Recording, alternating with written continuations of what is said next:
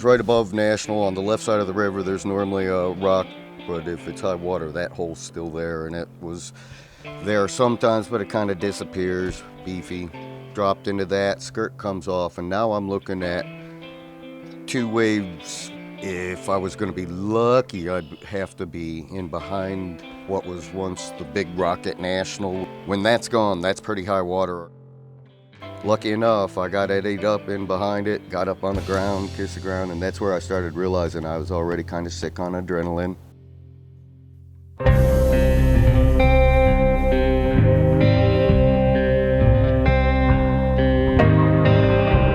It rained 6 inches that night. It's just river never been that high before, let alone in June. I mean, you were in short sleeves and shorts. You know, the rhododendron blooming. It was warm, it wasn't winter. It was just 6 inches overnight, boom, Yough 7 feet.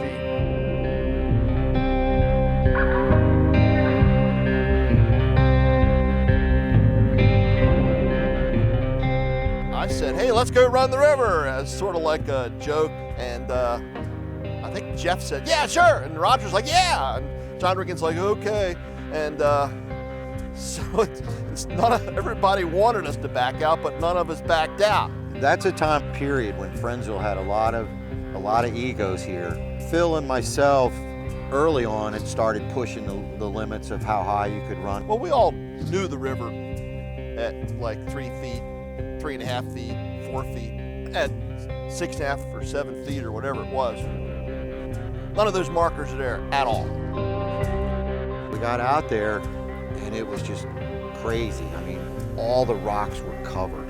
Bastard was pretty wide open. It was just a big giant roller coaster down the left side. With, you know, we noticed that you couldn't really pull over into an eddy. You would have to just paddle into the shore, grab a hold of the roadies, climb out of your boat, and it would take 45 minutes to scout a section. It would take 10 seconds to run. You know, I went in there thinking that I'm gonna be walking. Put on, go as far as you can, get out and walk. And he took out right there at the top of Charlie's. Well, the rest of us looked at it, pondered it. I decided I was running it. So they wanted to keep going. Of course, where they're going, I gotta go. It was kind of interesting. There was like an 60, 80 foot tree trunk at the top of Triple Drop, and it was seesawing back and forth. You had to come around from the left side and carve through the backwash of that hole to get over into the channel to run Triple Drop down into National. It's just waves way over your head, just breaking all around you. Then we were able to pull over at the bottom of National.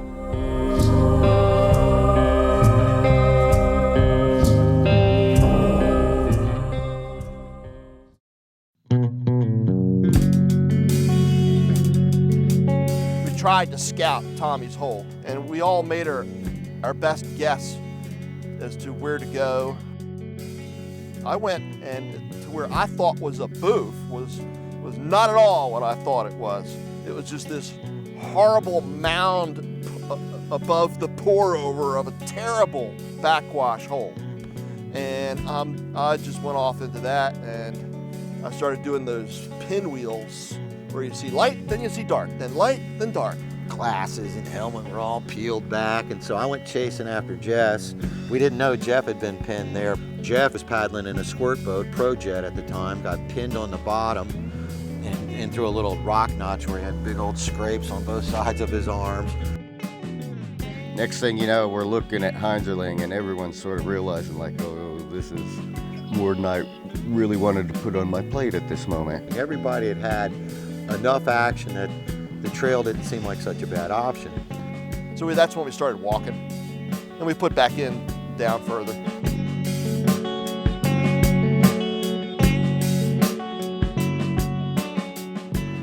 It was such a kind of a crazy experience where I'd forgotten to take shoes. I mean, at that time we were all sort of paddling a lot barefooted, but I didn't have any shoes in my boat, and from all the scouting and running around through the woods, the next morning I woke up, my feet were all cut up and swollen, and I had no feeling of that day before when we were doing this. The adrenaline was just so high, and it was for us, probably the biggest, wildest thing we'd ever done.